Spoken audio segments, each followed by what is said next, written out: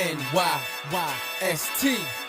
This is New York, Yankee sports talk. Swinging for the fences, knock it out the park. This is New York, Yankee sports talk.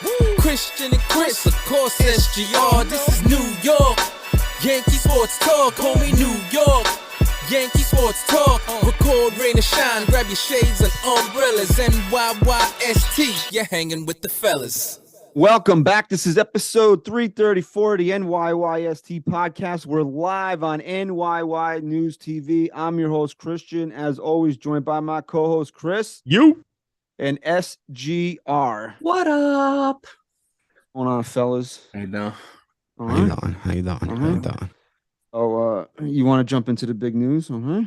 Yeah, let's do it. Let's just jump right in this episode, man. All right. Let's jump right fucking into the deep end. All right.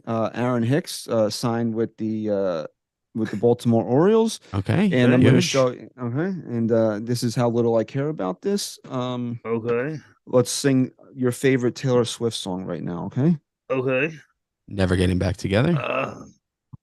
I don't know about you.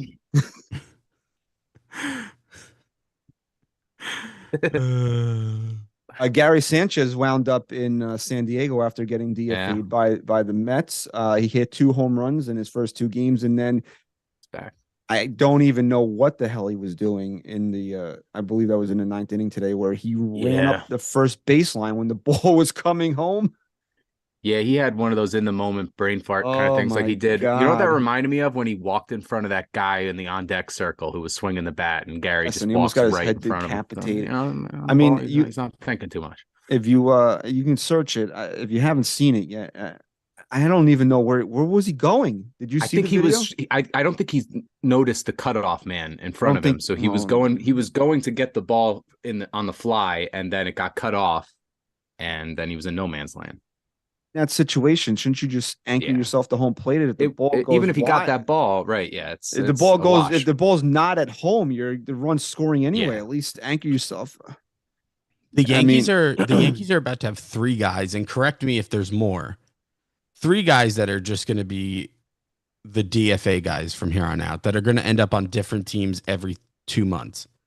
You have Sanchez. He's been on how many teams in the last couple months? 3. Yes. Okay. Okay. Yeah. You have Hicksy now, who will be released immediately when Mullins. Well, is back. Cedric Mullins is on the IL, so he'll be around for at least. Yeah, until he's let's back. See when Mullins is And then who's the third? Oh, Luke Voigt. Yeah, Luke Yeah. Voigt got DFA'd. 0 home runs, I believe, so in this season. back. Which and He complained about not making the team out of spring training, and he's got 0 home runs. but at least it's better than some of the other guys we have floating around. You have the Greg Birds who just yeah, Greg Bird.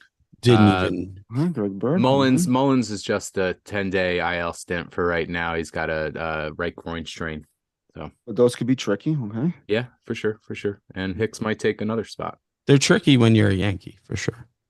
Right. No, So- they are, that's true. Okay. Hicks didn't Hicks go 2 for 2 yesterday? Yeah, And he's then batting 1,000 on it. Yeah, right. And then And he pimped a walk too. he walk, and then he had Nice. Hit bat flip walk. Yeah, it's Great. yeah. And he leave It's games with cramps. basically Hicks in a nutshell in one game. I want to sing our favorite Taylor Swift songs. Okay. Instead of talking Okay. about Aaron Hicks. Yeah. What is the favorite Taylor Swift song? I don't know, dude. I Are we- ever. Yeah, that's what I said. Yeah, thought I thought it about was. There was a lot of don't know about TikTok you. videos because she was at MetLife over the weekend. and I was Right. like, I'm not a big Taylor Yeah. Swift fan. Obviously, fucking hate everybody Taylor knows. Swift. Aaron Rodgers was there too. Everybody knows who she is, and I'm like, I think I would just go for the experience. You got bad blood. I had to go for the experience, and You went. trust me. Oh it was- yeah, when you years lost your ago. car. Remember that? I remember that. Yeah. Oh, you lost your car to Taylor Swift? No, my daughter was telling me, and at the time she was probably only 7 or 8. Well, you went with a 7-year-old, dude. You got to get banged up and go. She was going. We parked by the limos where there was a bunch of. I'm like, Leah, shut up. No, we didn't. Are you I will telling find the him? car. And then an hour later, we found the car literally right next to the. If I knew I had a babysitter, limos. okay, and I didn't have to be a responsible adult for that night, okay, and Okay. somebody was like, "Yo, I got Taylor Swift tickets," I'd be like, "Let's fucking pound Jack, let's get wild and go to And this scalp concert." them and sell them. If you got tickets and you went to the concert just to go instead of selling them, I don't know if I talk to you anymore. Well, then you're stupid because I'm all about experiences in life. Okay, I Nah, went to go see Alanis not with her. Morissette in a fucking club in New York City because somebody Fuck her told me too. to go. Okay, so I think I would go see this concert, Okay. and then Okay. I would laugh at Aaron Rodgers for singing for when they shot off the confetti when he would go. That And was the funny. Jets win the Super Bowl. Okay, bro, go take more mushrooms, loser. This is the pop culture podcast. Okay. We can. Everybody can always have a little bit of fun. Okay. in life, Okay. Elgato's coming. Oh, toggle. Okay. So the Yeah. Yankees just they're got a day off here Thursday night. They'll be in Hollywood tomorrow as they begin a 3-game series with the LA Dodgers. They took 2 out of 3 from Seattle. They got shut out last night, 1-0, which is typical Yankees after they scored 30 runs in 3 games. They couldn't buy themselves a hit last night. But it was a good series for the Yankees. The bats busted out, in a large way. They did score 20 runs in the first 2 games, backed up off of a 10-run performance in the final game against Seattle. They got some good starting pitching. Clark Schmidt went into the 6th last night, not allowing a run. So, I mean, Clark Schmidt has pitched better as of late. It's still not. I don't know. I think he's pitched really well. Yeah, he's got a sub 2 ERA in his last 3 starts. I'm still not looking forward to his 1.72. I want to say his bump days. Are you looking No, forward to no. Clark Schmidt bump days? No, No, but but I am feeling more appreciate. confident Yeah, I appreciate it when he's going out there and shoving. I want to do Chop, bumps chop, on chop. Clark Schmidt bump days. We could do All right, bumps. we can do a bump on Do a couple Okay. key bumps. Okay. Bumpy dumpy. No snorting, no shooting. That's my. Okay. You got these super In chats. that 'Cause order? You, In that you've order? had them the Oh, last I don't couple have weeks. them up. Go right Oh, yeah, ahead. shit. Here we I go. don't All have right, it we up got today. a first one from our boy Ra. Whatever. Thanks, Ra. He said my favorite Ra song is never. Well, he says my favorite song is "Pay Christian His Money and Stop Stiffing Him on Tips." Wow, Damn. Oh, another wow, shot at dog. me. T Wow. Swift. Wow, That's dog. T Swift song. That is. And then our boy Zach Brownish, he said Aaron Hicks and Gary Sanchez and Luke Voigt will be cleaning up high schools by the end of 2023, and he I means don't think- bathrooms. No, 24. Okay, you can 2024. Okay. It looks like a Hicks to the sticks. Okay. Broomstick. Luke okay. Voigt. Now that you say that, Luke Voigt looks like a guy from Saved Just by the Friends. Bell. No, from Just Friends. He Mr. goes, Belding. no, The the douchebag? quarterback guy when he's Yeah. fucking bald and he's like, And he still "You tries could to be cool. definitely Oh yeah. you could definitely smash Jamie Powell. What is Yeah. his fucking name? He's drinking the beer and he asked him for $5. Yeah. Like he's still stuck being a jock in his 30s. Luke Voigt's gonna have Dinkelman. Oh, not Dinkelman. Was his name Tim? Luke Voigt's gonna be 55 years old. That's gonna be Luke Voigt, and Luke he's gonna, Voigt's gonna be 55 years old, fat as can be, and still have one It was button too Tim. How'd many you know that? undone. His name was Tim. Yeah, you have like Yeah, that's- weird come on, that's memory, weird. dude. And then Luke Voigt's gonna get a job at his high school, fucking sweeping floors, and And he's Hey, no, look, there's nothing wrong with that. nothing but, wrong with that. As long as you do your job and not pretend like, hey, I used to hit home runs for the Yankees. well, I was gonna say he's He gonna was- he's also always gonna have a pen on him just in case because he's gonna expect autographs. Even though and he looks like fat White Goodman at the end of Dodgeball, and he's like, Yeah, "Do you yeah. remember when I led the league in home runs?" And people are gonna be like, "Bro, it was COVID." give it up. Give it up. Give it up. All right. So speaking of leading league in home runs, it only seems like Oswald Peraza leads the league in home runs. He hit another one tonight. I believe that's his 10th since he's been sent down. I don't have it updated because they don't update these things, but these were his numbers coming into tonight. If I could get them up real quick. All right. Up here. This was Oswald Peraza's numbers coming into tonight. Batting 347, 9 home runs, 19 RBIs, 6 stolen bases, and a 1.061 OPS. And he hit another home run tonight. So his OPS, home runs, and RBIs definitely went up in that span. That's in 95 at bats. So now this is all kind of tying together here because there's a lot of interconnecting parts with the Yankees right now. So I guess the big news is the reinforcements are on their way. Giancarlo Stanton, Wash Donaldson, and Tommy Red Bull have already been activated. They're on their way to Los Angeles. They'll be on the active roster for tomorrow night. Oswaldo Cabrera, Matt Crook, and Franchi got sent down. So the team is starting to get whole again. They're only really missing, I guess, what are they missing? Rodon and Bader right now would be the guys that you would expect it to be there regularly. Yeah, Trevino's back. And no, Trevino's done. He's having Tommy John surgery. Oh shit! But I guess once you got through this initial wave here of guys that you figured would be done for the year, these are the guys that you expected that were going to come back at some point. So they're pretty much just down Rodon and Bader, which is frustrating with Bader because what did the guy play 3 weeks before he got hurt again? Mm-hmm. Yeah. So this begs the question. We don't have to spend a ton of time on Harrison Bader, but what do you just say la vie at the end of the year and fill that spot from within? Do you offer him a contract? Like, I know what Chris's smart ass answer is going to be, but let's debate this. Do you want Harrison Bader coming back knowing that he's as good as he is? You're probably only going to get 80 to 90 games out of him. I don't know if this is worth extending a contract to, because at some point, when does he become Aaron Hicks? It's pretty impressive that you know what I'm going to say, because I don't even know what I would say. You've said this already. Injured. That's what you sound like. Well, there's two sides to this coin here. The one is when he's healthy. Like, we're not just dealing with a guy who's a decent player and gets hurt a lot. We're talking about a guy that when he's healthy, he's, in my opinion, I mean, people say there's a couple others better than him. I haven't seen him. He's the best defensive center fielder in baseball. I mean, at least he's top 2, top 3. Mm-hmm. So, and obviously the guy can hit, right? He doesn't profile as like a big offensive player, but I think his bat plays well in Yankee Stadium and in this lineup. So we're talking about a guy who impacts this lineup a lot when he's healthy. But we've talked about it how many times over the last handful of years. Like, we can't keep committing to guys who are injury prone. It just can't happen, because reliability and having guys out there every day at the end of the day is more important, I think, than having the best players on this team up and down the lineup. I don't know what I would do. He's that good. I'm putting you on the spot right here. Right? If this was, we're doing keep him, dump him right now. Wow. On June 1st. And I don't get to know what he does the rest of the season. As of right now, what's your vote?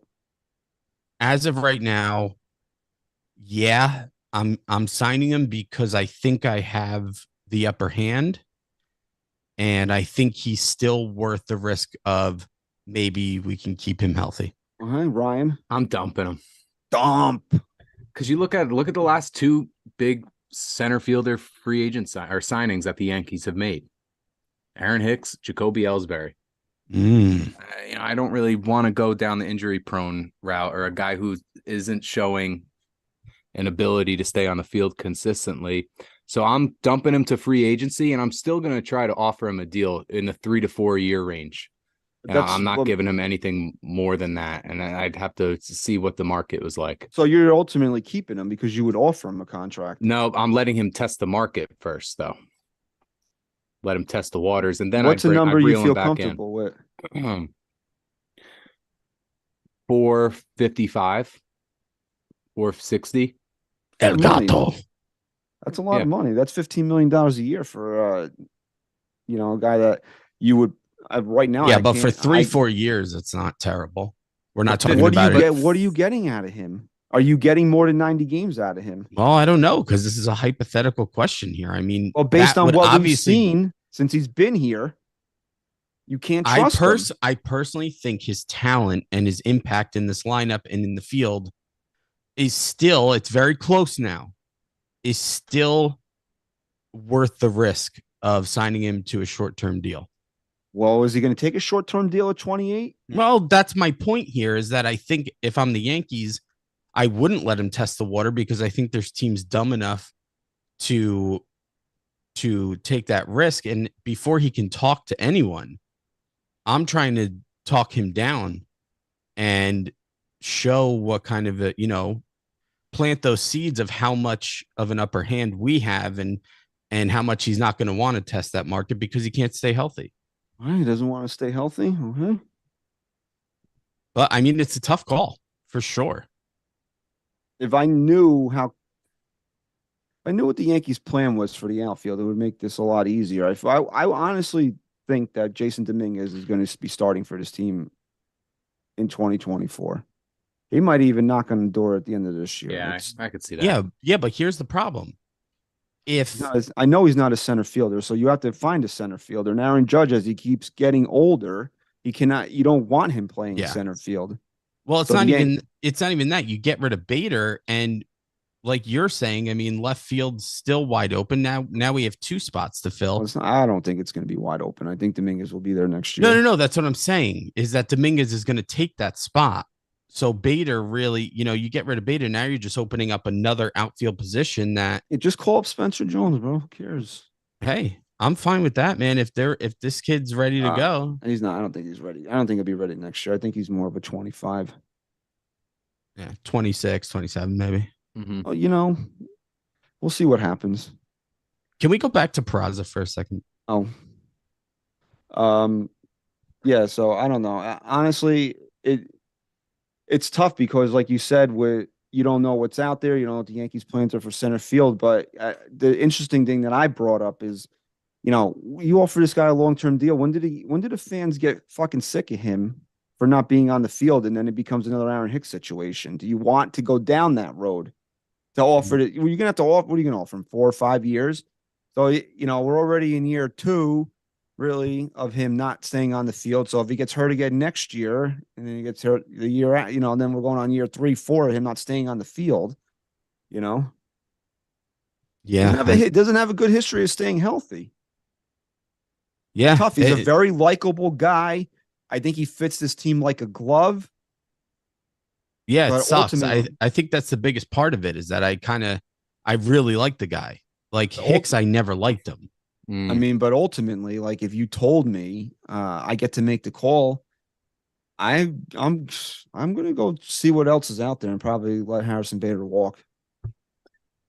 Hey. There's not a lot of free agents available for next year, especially center field. You could go Cody Bellinger next year on another 1-year deal. Kevin Kiermaier, I think, will be available. Not a lot on the center field market for next year, so that could drive his price up even more. Michael Taylor's not a Major League Baseball player. Yeah, I'm going down the list here. I'm scrolling through. Cody Bellinger. Ryan, do you have his numbers in front of you? I think he's actually doing pretty well. Yeah, he's having a comeback year. I think one of our shows actually brought that up, that he could be a potential trade piece to look at.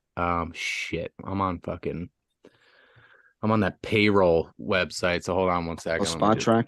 Yeah, I was looking at his money, but this year so far, Cody Bellinger, he's hitting 271, 7 home runs, 20 ribbies, on base 337, but his average isn't terrible. How many at bats?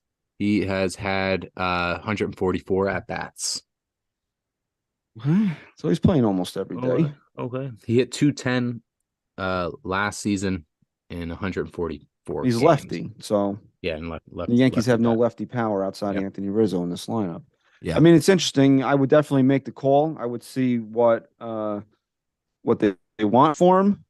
Yeah, because I think that I'm not gonna. I hate using the term like missing piece, but I think it's a very good complementary piece to what this lineup needs. Is a guy like Cody Bellinger. If he's going to continue to perform at this level, where he's on pace for 25 home runs, Yeah, I could see him being a recipe that just he kind of blends into all the other Yankees when they're struggling, when they're facing a good pitcher in the postseason, just strikeout after strikeout, and he's going to fit right in. Well, who are you going to bring in that doesn't fit that mold? Mm-hmm. It's not a lot out. The only there. guys that are going to break that are the guys that are on this team right now. So that's going to be Aaron Judge. It's going to be Anthony Volpe. That's going to be Gleyber Torres. That's going to be DJ LeMahieu. Those are the guys that need to not strike out in big spots. Nobody you bring in that one. I don't think that one guy exists that's going to change the mold of this lineup. It's going to be the guys that are going to be here. So Chris wants to go back to Peraza. I just want to ask you a quick question. Okay. Do you think he's playing so well in the minor leagues? Would you say that's because of consistent at bats or just because the Yes. pitching is a lot easier to I hit think than? he graduated. I think partially he's graduated from being a AAA player. Can you say that 100% guaranteed factual? Can you make that a factual You statement? can't make it a factual statement. Why? It's what do you mean? Why? Why can't you? Why can't we decipher if it's the easier pitching or consistent at bats? I think it is both. Why can't we decipher it though from his major league time? Because he didn't get consistent at bats. In the major league. Correct. Imagine. Mhm. Imagine. And now where are you going to give him consistent at bats if you decide he's ready to come up? This is where this all ties in right now because Wash Donaldson is part of the brigade that's coming back. What's the leash on him? Look, the Yankees are operating under a different set of rules right now, and I firmly believe that because they got rid of Aaron Hicks, and Hal put Donaldson in that same boat when he was on that podcast a few weeks ago. What's the leash on him? How long does Donaldson get? Let's say he hits 110. How long does he get? Sorry, right, you go. I just think it's going to be right up until the trade deadline, and then the Yankees are going to make that move, make a decision of whether or not let's call up Peraza or let's trade Peraza and bring someone else on, that could give him value, whether that's third base or somewhere else. But I think the decision will be made on Peraza closer to the trade deadline. I'm saying, what's the decision made on Donaldson? What's his leash? I think so you're saying Donaldson's leash is till the All-Star break. Yes, to see what Peraza's to then see what the next move is, and the next move would be to cut. I disagree with you on that. Sure. I don't think you tie Peraza's future to Donaldson. I think you tie Peraza's future to what you're going to do with Gleyber Torres. Okay. Because Gleyber Torres, as much as we may want him traded, could still have a future with this team. Well, Donaldson has hitting like this. Donaldson has no future with this team. He's not going to be here at the end of next year, at the end of this year, right? Gleyber Torres could be a guy that we know he's going to be here. If the Yankees don't trade him, he has a contract for next year. He very well could earn himself an extension. So I would say that if you're going to tie Peraza to a player on this team, you tie him to Gleyber Torres. If you don't move Torres, then I think you look to move Peraza because I don't know why. I think though that I don't know. That's fair to say. Yeah, I don't think you tie him. If let's say, I guess I'm tying it more to the Peraza, the idea of Peraza. What they do with Peraza will be decided by the All-Star break. But I guess that's not really. So let's say what they do with Donaldson. So do you think if the Yankees decide they're going to trade Peraza, then they'll hold on to Donaldson for the entire year, no matter how bad that he is? Yes, and he can, and if he sucks, if he continues to suck, then he will just be a glorified bench player. Yeah, I mean, the Yankees have options. I mean, DJ LeMahieu could take over there every day, although he's not been consistently hitting the way that we would like him to. Yeah, not even close. I mean, maybe something wakes up in Oswaldo Cabrera when he goes back down, and then he can come back up later. I was gonna say I want to add a third layer to this whole talk, and I don't think it's being talked about enough. And that's, you stole my words before I could say it, DJ LeMahieu. I mean, I think DJ LeMahieu can play a big role because I got to tell you, man, if Wash Donaldson comes back and has any type of spark and he's hitting consistently, I never thought I'd say this, and I argued it at the beginning of the year that you can't sit DJ LeMahieu, but if he's going to continue down this path, man, I mean, I need guys who are going to come up big because the Yankees have this issue, right, where they have a guy who historically being on the team has been the guy to come up big, right? And DJ's always been that guy. And it's like they can't get solid past Rispy numbers, though. I mean, his overall numbers aren't great, but he's Rispy. Yeah, well, not of late. No, they are. I mean, you're cucking for Michael K right now. I don't listen to Michael K. So okay. I don't listen to. Don't bring up Michael K. Okay. Hitting 279 this year with in his Rispies, 12 for 43. 13 ribbies. Mm-hmm. So the majority of his Rispies. so what I was saying, like the Yankees can't move on from guys that, like, you'll never see DJ batting like 7th. They'll just always keep putting him either lead off or 5th or just cleanup. It'd be interesting. You think DJ LeMahieu's in the lineup tomorrow? Let's say Rizzo's ready to go. Is DJ LeMahieu in the lineup? I'm actually going to say no. I would also say no. I would say that it's the correct move. Yeah, I think so. Maybe just another day off too. They like that double day off. For the first time, I'm saying no, and I actually think it would be the right move. I need to see what Donaldson has. No, you have to. You can't. I mean, yeah, you have to. I can't believe I'm saying this, but because people are like, "What's the move for Donaldson?" And I was joking. Donaldson is the move for Donaldson, right? But he's activated. He's gonna be here. He's got to play. You got to give this guy. He'll be off Sunday because God forbid he plays 3 days in a row coming off an injury. He might even be off Saturday. We know Stanton's going to be off Saturday for sure, right? mm-hmm. Even though he's going to DH, he's definitely going to be off Saturday because that's just the Yankees, right? Right. You have to let this guy play every day or as close to it as you're going to allow him because you think the world is going to spontaneously combust if he plays 3 days in a row coming off the IL. You need to know what he is because if he's going to catch fire and be close to a league average hitter, how much better, honestly, like how much better are the Yankees if Donaldson is a league average hitter? Yeah. With his defense, for sure. And this ties. Go ahead. I'm not even asking him to be an all-star or be close to an MVP, be a league average hitter. Yeah. And this ties back into what SGR was trying to say before. I think that it's fair to say that if he comes back up, gets consistent at bats, and is just absolutely miserable for 3 weeks, and he's still on this team, and Peraza's still raking down in AAA, and they don't call him up, it's the classic Yankees don't want to spoil a trade piece, and it's at least telling me that they're going to seriously consider trading Peraza at the deadline, and I'll make the prediction that even then they don't trade him because to Cashman, they'll never get the correct return. I mean, what you have to do is give Donaldson a fair shake here to prove that he is actually washed. Okay. And you have to come up with a number. Is it 3 weeks? Is it the trade deadline?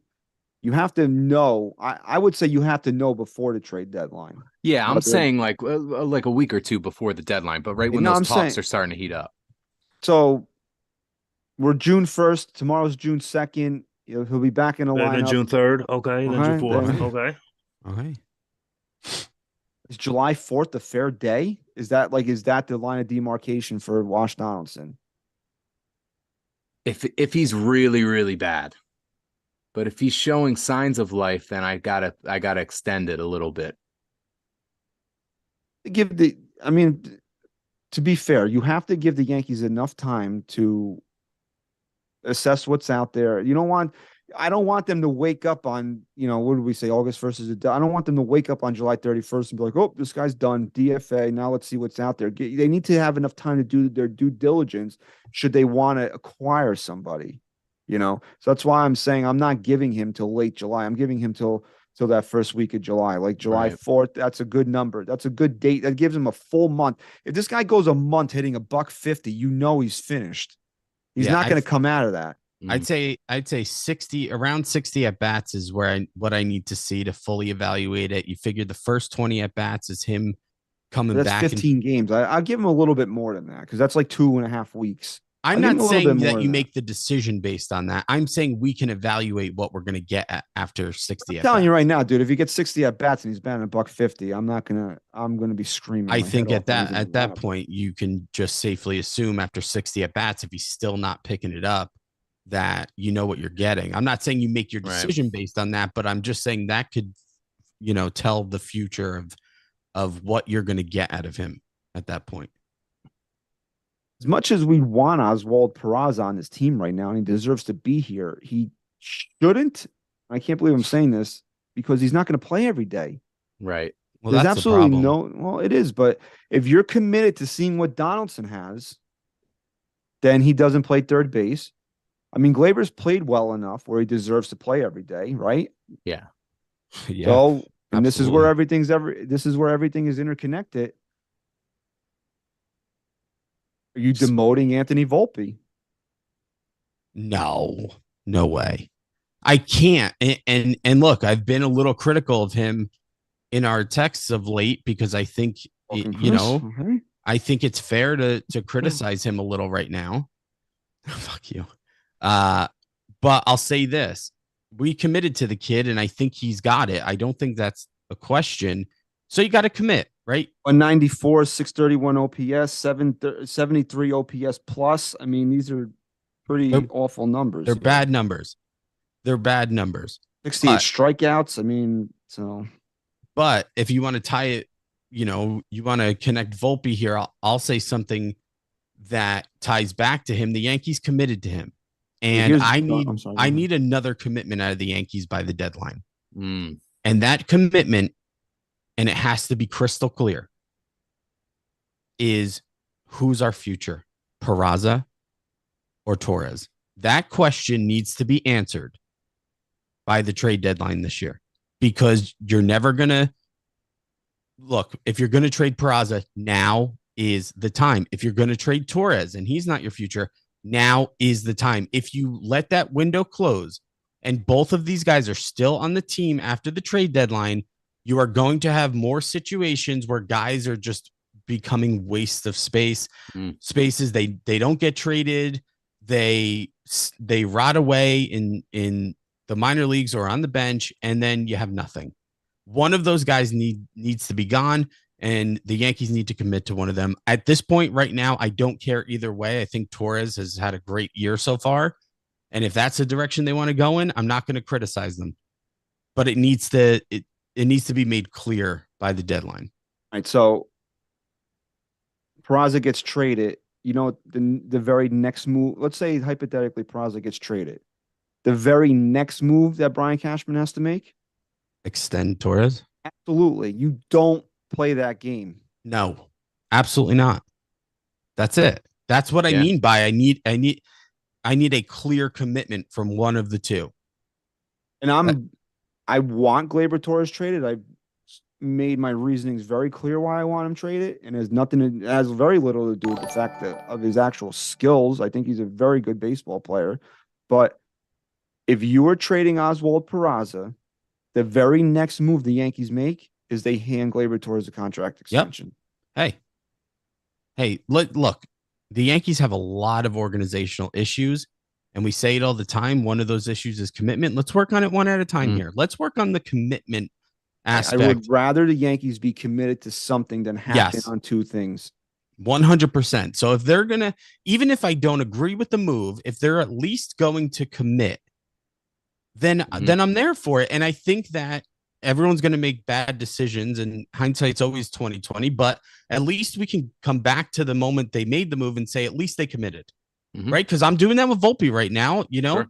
I wanted all those guys they passed up on for shortstop, but I said, at least they committed to Volpe, and I'm here for it. If he's going to, not be the greatest hitter this year, that really sucks for this team. And I still think he can turn it around, but at least the Yankees committed, and I want to see it through now. I told you that at the beginning of the year, Volpe was going to have 24 home runs, 75 RBIs, and he was going to steal 39 bases. Yeah, I'll take that. That's what he's on pace for. Yeah, I'll take that all day. His power numbers are there. So that's, I think you have to take a lot bigger dive into what he's producing, because if you told me like you're going to have a 24 home run, 75 RBI, close to 40 steal shortstop. Okay, you love that. It's that he can't hit 194. He's got to get the average up, right? It's unesthetical. I don't even know if that's a word. Well, here's two things where Volpe went looking at a 1 in front of it. You can't do that. That OPS has got to get above 700. Like, these are things he has to do. I think that I was able to kind of deal with the Volpe struggles at the plate until these two things went away. The first thing was him getting on base. And the second thing is and continues to be, if he botches easy plays in the field, I know it's going to happen, but when you're also not getting on base, not getting hits, those errors are 10 times worse. So when Volpe he's been struggling all year, really. But he was for a while getting on base, stealing base, creating runs. He was playing a good shortstop. Now lately he's struggling. He's having terrible at bats. Yeah. Awful at bats. Like for a while, he was also hitting the ball really hard and just making hard outs. Right. But now he's not even really doing that. He's terrible at bats. He's botching easy plays in the field. And then you start to look at him a little differently and say, maybe this is getting to his head. I think the overall quality of the at-bats hasn't suffered.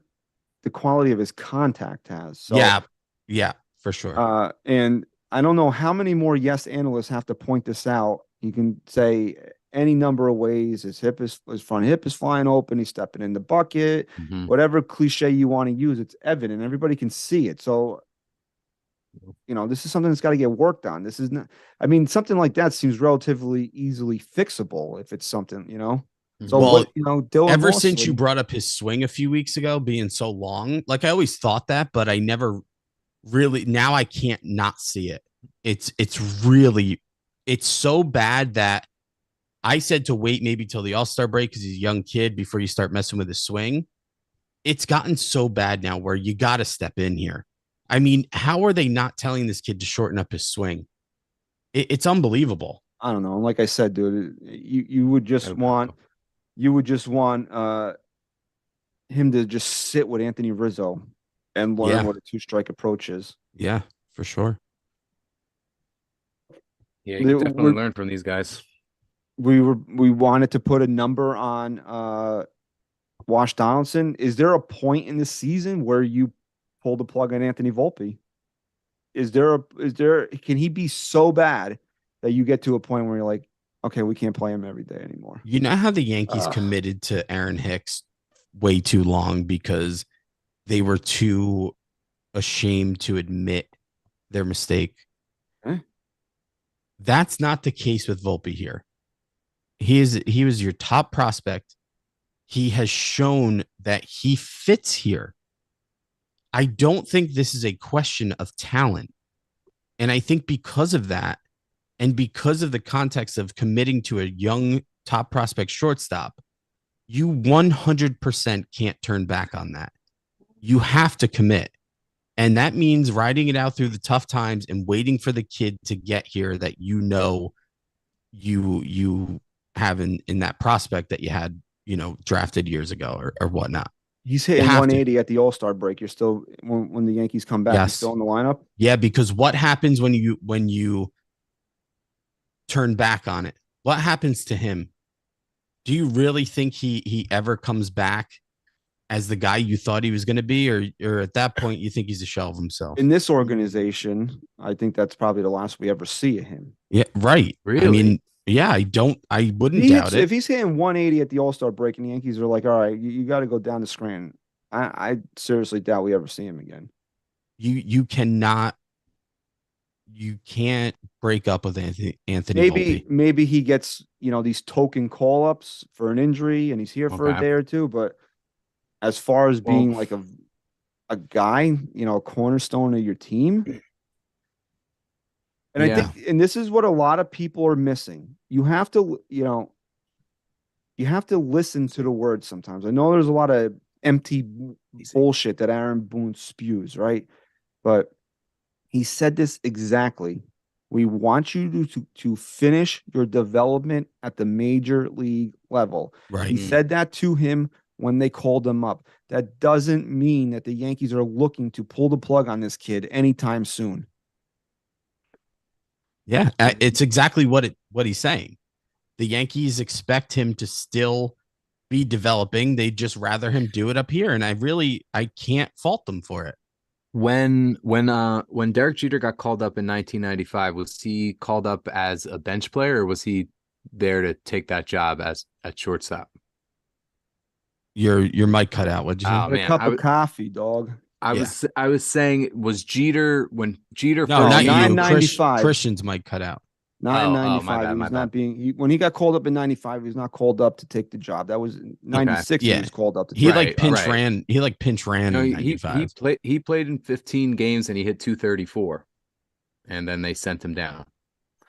I know it's only 15 games, but there is something to be said there where he was called up. He didn't look the greatest, and they sent him back down. So on base percentage was 280. Right, but also Volpe's on base percentage right now 272. this would be more akin to if the Yankees sent Jeter down in 96 once they named him Sure. starting shortstop. But so. but Volpe was never up here. Right, but also Jeter was never up. He came up. Yeah, but it wasn't a got big sent thing down. when Jeter was called up. It wasn't like this is our future shortstop. It was just like he was he's here getting for 4 a cup of at-bats a coffee. game for a month. I From think May people 29th to June realize 11th, that he was getting he was one of the 4 at-bats a game. Not prospect, Chris. It was a big. I mean, he was being looked at as the future. I don't think I the understand, Yankees but were that wasn't looking at it in 95 at that point that he was coming here to take the job. right. It wasn't a statement from the Yankees at that point like it was with Volpe. The Volpe call up was a statement. This is the guy that here's the reason why we passed on the greatest shortstop free agency class of all time. We're committing to him now. He's your shortstop. But I think hold on though. The Yankees did that same move, calling Jeter back in September. Why did they do that? Why did they call him back in September in 95 to get Expanded a taste of 40-man rosters in expanded rosters. But then and they wanted him around for that that playoff push. And he knew that pinch ran in the playoffs. Was he in the playoffs? Yeah, he wasn't on the playoff run. Was he on? Yeah, I don't think I'm pretty sure. I'm almost roster. positive he was, but maybe I'm wrong. I might be just thinking about him making his debut. I mean, if he's on the playoff Seattle. roster, then there's clearly a message being sent there that they want this guy, but he did not play in the postseason. Okay, so I'm just thinking about his debut against the Mariners. Then all right, yeah, then a September call. But the only reason why I'm saying that is because I was watching something recently, and I don't know who it was. Maybe it was Buck Showalter or somebody. He was like, we called up Jeter. We want to get him a taste. We want to let him see what the real deal was. So I did see something like that that was kind of the intent. I forget what it was, or maybe he was there. He wasn't on the roster in 95. Oh, he was in the dugout. He was in the dugout. He was in the dugout. I believe Posada was there too. They wanted them in the dugout to experience. And would they do that with Tyler Wade? Would they do that with a shortstop that they didn't believe in? Would they do that? With somebody? No. No one said they didn't believe in him. But I'm making the argument that just because Volpe gets sent down, it doesn't mean it's the end of Anthony Volpe. Yeah, but they weren't calling Jeter up to be the shortstop at that time. I think that's what the difference is. They were calling him up to give him his Derek cup Jeter of coffee. didn't win in 95. He didn't win the job out of spring training. This wasn't like an anointing of Derek Jeter in 1995. If he came out hitting 300, it would have been his job. Maybe you're right. Maybe you're right. All pretty right. much. Okay, but here's something I just want to touch on real quick because our boy Hirsch said unfair to compare Volpe to Jeter. That's part of the problem. I just want to make it clear. We're not comparing the players here. We're comparing how the Yankees look at both players here and how they treat top prospects. They want him to be. I mean, nobody thinks he's Derek Jeter, especially at this point in his career, but this is what the Yankees want. That's who they want him to be. Yeah, of course. Of course. There's been a huge black hole in this organization since Jeter left. And isn't anybody who plays shortstop for the New York Yankees going to be compared rightfully to Derek Jeter? Here's another aspect to what Derek Jeter so great. Here's another aspect to your argument just now that you have to also consider. When the Yankees after Derek Jeter are committing to a top prospect shortstop because of what we got out of Jeter, it's a much bigger statement than when Jeter got called up back in 95. Because there was no Jeter at that point for him. Dude, he was for replacing us to be fucking missing. Andy Stankiewicz. Right. So now Velarde. when you're calling a kid up to replace Derek Jeter in the same type of way at around the same age, you're making more of a statement now than you were back then when no one knew Jeter other than being a top prospect. Yankee shortstop before Derek Jeter is probably Phil Rizzuto. Right. So now we're like, oh, calling this guy up, maybe he'll be the next Jeter. When they called Jeter up, there was no next Jeter. Nobody knew. I mean, and you have fans like us that remember Derek Jeter, and now we're waiting to get him that gap to be filled. And the Yankees need it filled too.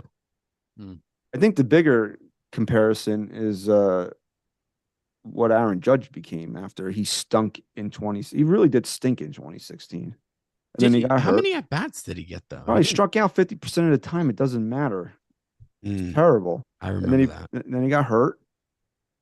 And then he won his first MVP award. Okay. Yeah. And then look, dude, you watch highlights of Aaron Judge as a rookie compared to today.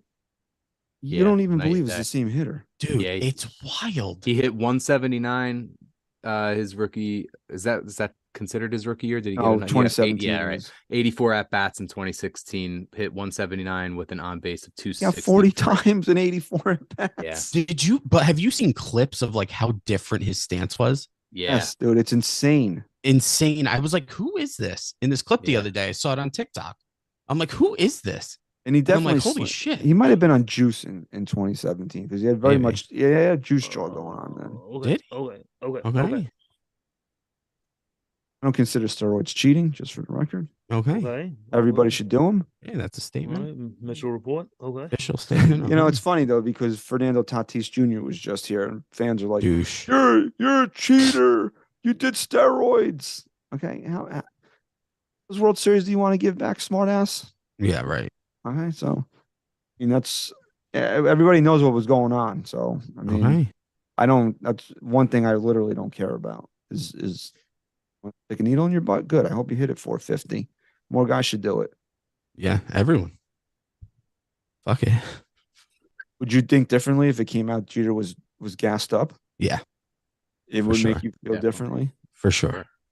Andy Pettitte was gassed up. That was different. Oh, no. End of his career, and he owned up to it. No, I mean, no, it wasn't at the end of his career. It was when he went to Houston. He's a starting pitcher. Okay? Well, he fucking retired with Houston and came back. They took me out of Texas. Did he That was actually the Rocket? Did No, he I think retire? I'm probably thinking of Roger Clemens. I think Pettitte might have taken a year off. I think Pettitte did take a year off, man. I think he It was did. 4, 5, 6. No, and then wasn't he back with the Yankees in 7?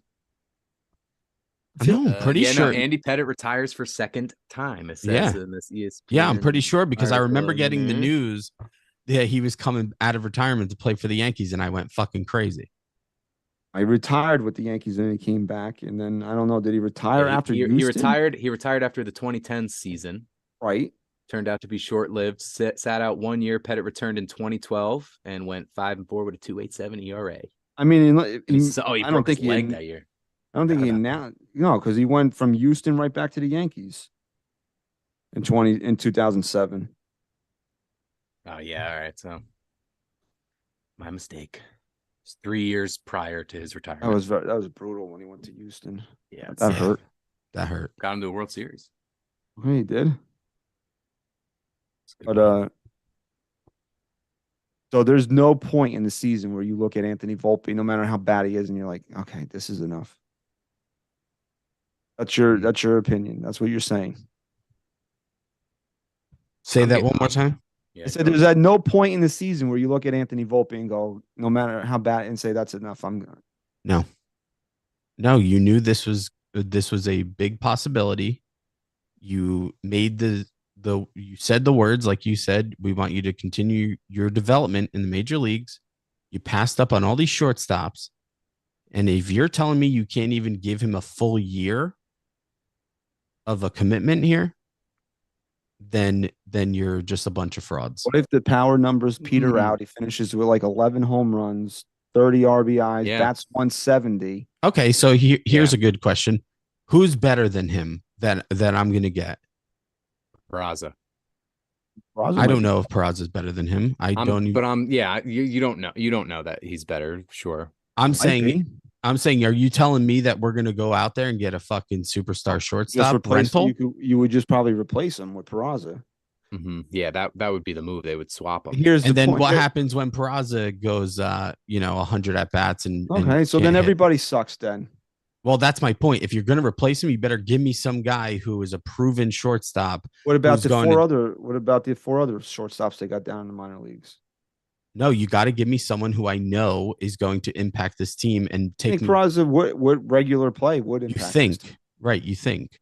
Okay, so you want a Carlos Correa? The guy's one of the worst everyday. Here's players my in point. baseball. It's Yeah, not look that. at It's not Trey that Turner complicated. still doesn't have as many home runs as he did in the World That's Baseball Classic. fine. I'm not saying you have to know what the outcome's going to be. I'm saying if you're going to turn back on your commitment to your number one prospect at shortstop because he's not playing well, then you have to give me a guy who you at least view as an elite MLB shortstop who you're bringing in and giving up on this commitment, which is a big deal because you're bringing him here because you're ready to win a World Series right now, and you're going to risk giving up on your commitment to your top prospect because trading for Trey Turner.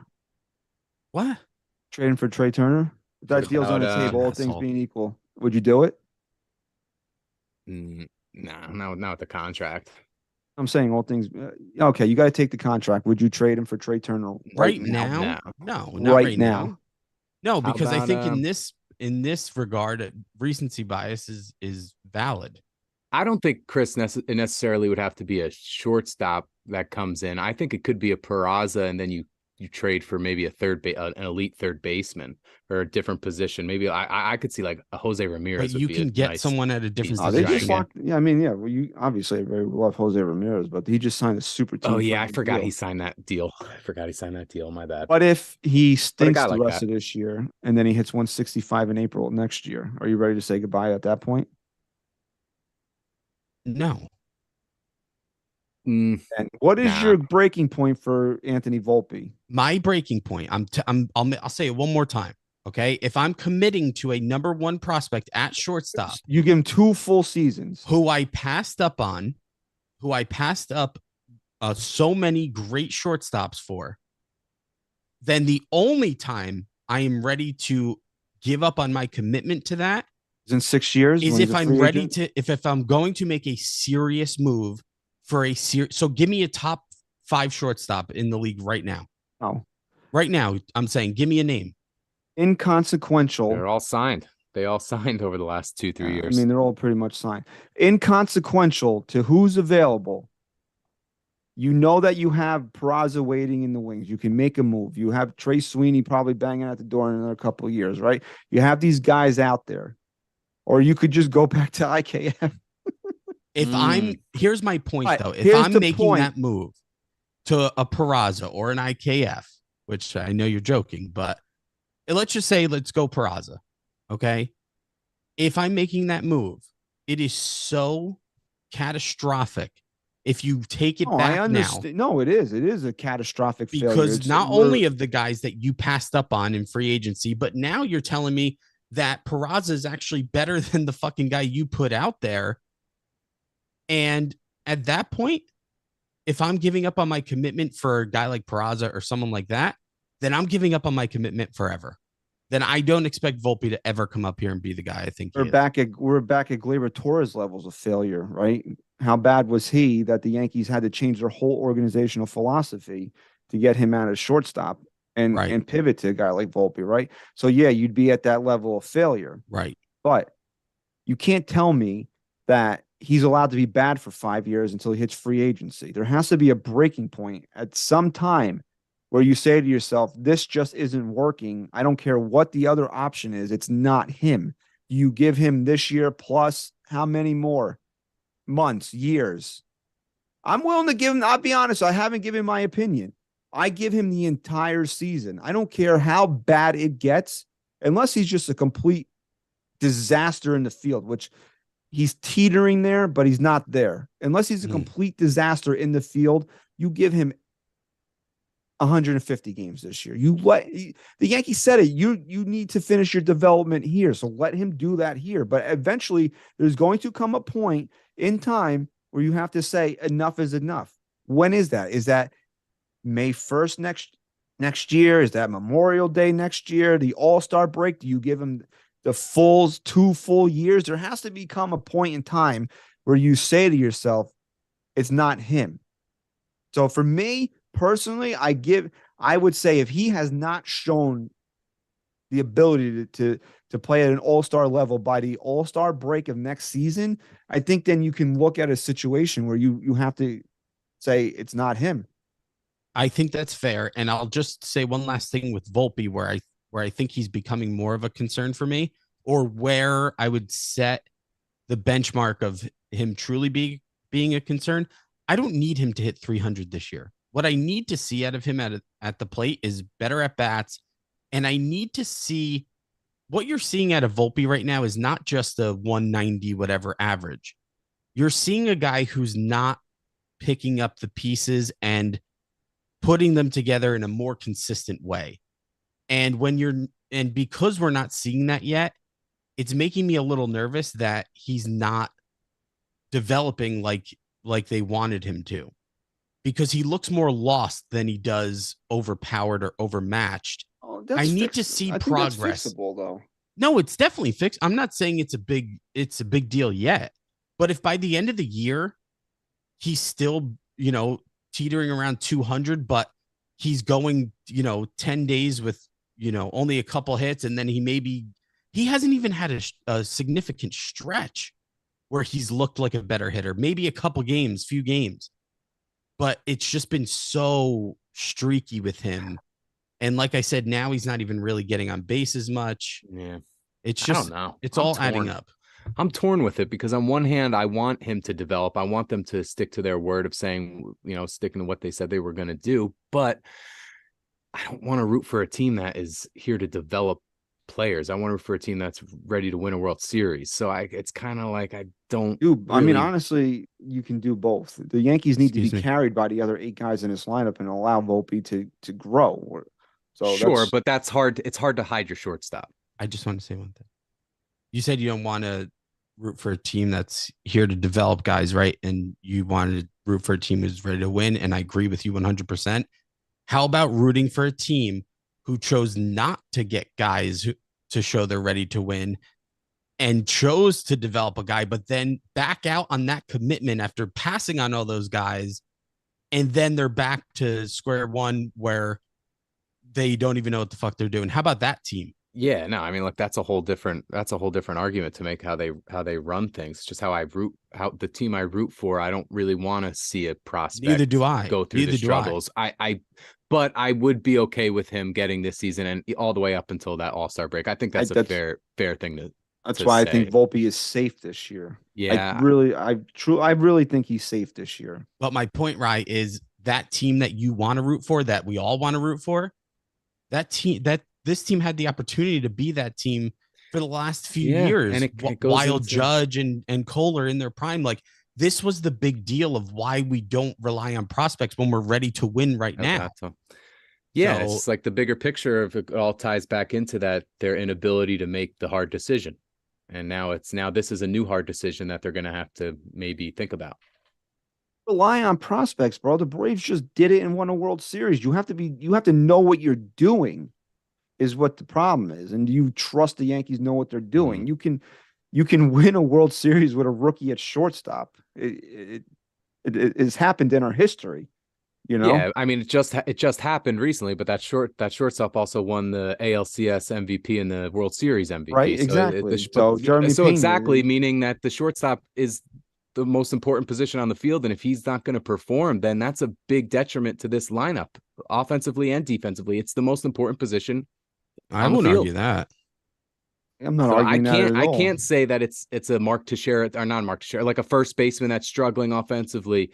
Somebody like that at a position that isn't that at that level. Yeah, you can get away with having a shitty right fielder or shitty outfielder.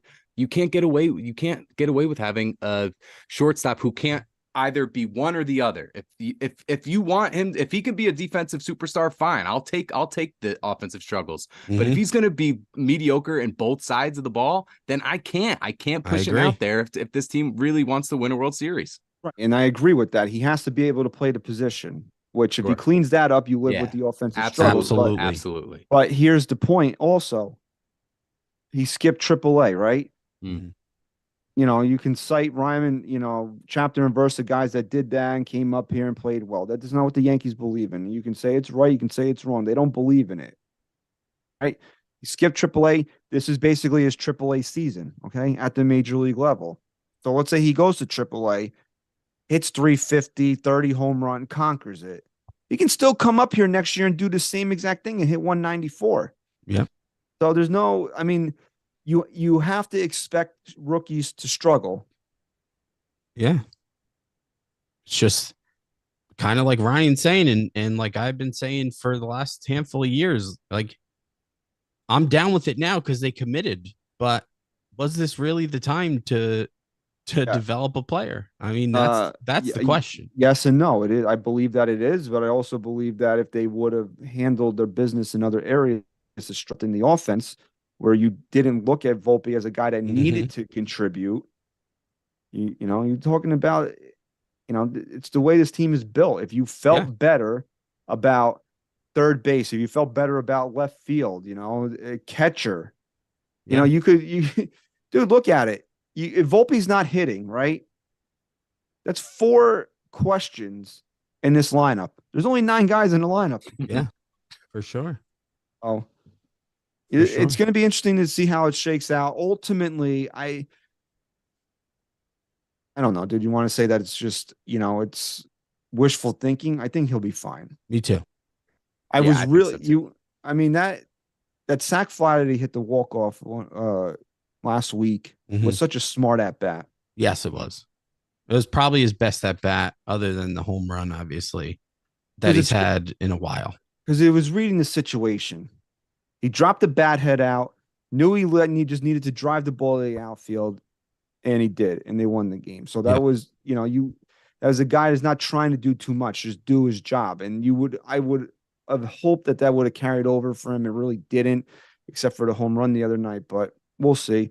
I mean, he's got you hope that he just has a big weekend here, and he can start, being the guy that we all think that he can be. So it'll be interesting to see. Like I said, I don't think that Volpe's in danger right now. I really don't. You might see him get an extra day off here or there, but he's still going to be the everyday shortstop for the foreseeable future. Agreed. So the Yankees they're going to be in LA. So we got some marquee matchups here this weekend. It's all night games. The Yankees are playing against the Dodgers. Tomorrow night is 10-10, Sevy versus Clayton Kershaw. And then Garrett Cole versus Grove. I don't know who that. Honestly don't know who that is. He's sporting an 8.44 ERA. That's going to be on Fox. Excuse me. That's going to be on Fox on Saturday night. And then Sunday Night Baseball is Miller versus Domingo Germán. So the Yankees are playing all night games, and they'll have a day off before they're home to take on the White Sox, who are one of the biggest disappointments in baseball this year. So baseball history, you could say, even dating back to the scandal. Right, the White Sox and the Black Sox scandal. They're not Oakland A's bad, but they're still pretty bad. No one's Oakland A's bad. They're changing their name actually to the Oakland Double A's. Okay. There was somebody on on MLB Network that said they don't even know if the A's could beat a Double-A team, like in the best of 7. Can't beat them in attendance. So probably not. So I know we've been bouncing around a lot lately. That's been by design. We've been trying to work on the Yankees off days or when they've been playing day games, and then we record at night because we want to make sure everything makes sense for the channel.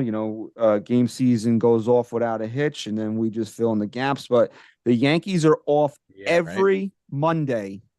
Every single Monday in the month of June. So the NYYST podcast will be back live every Monday night in the month of June. So you don't have to worry about or wonder when the fellas are back in June. No more June swoon. Okay. It's every Monday. Okay. Watch the game, watch us live on the day off. Okay. We won't be watching the game.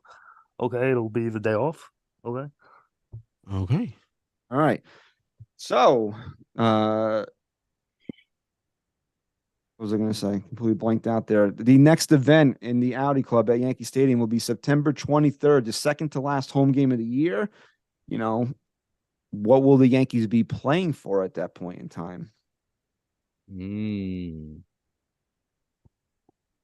get your tickets. If you go to NyynewsTV on Twitter, the link is posted there. You can find it there and grab your tickets to the next event.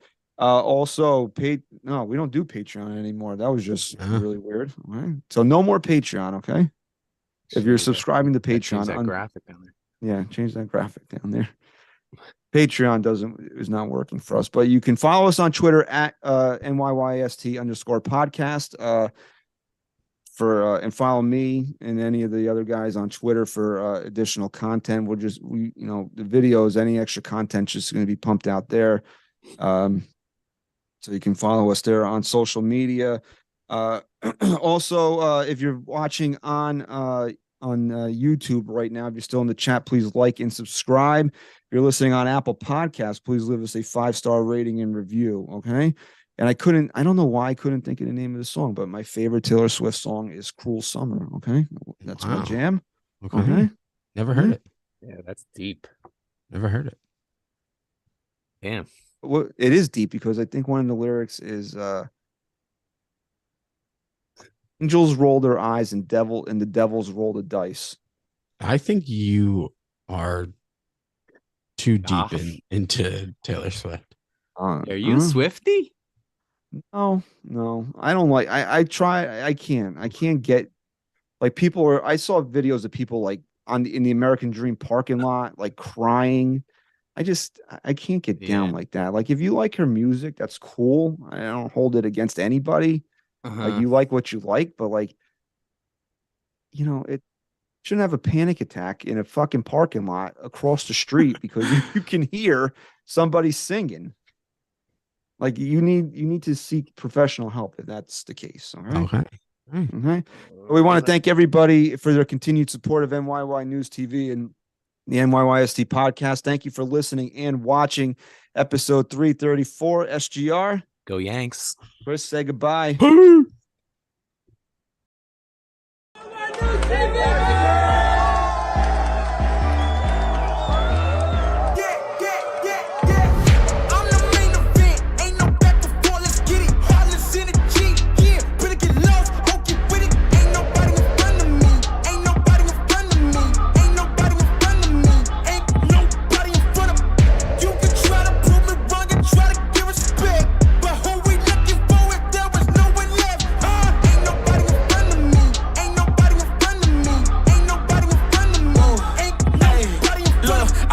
As the competition, but if you go against me, you the opposition. But if you want to look like you can close the distance, I'ma give it A forever since you're so persistent.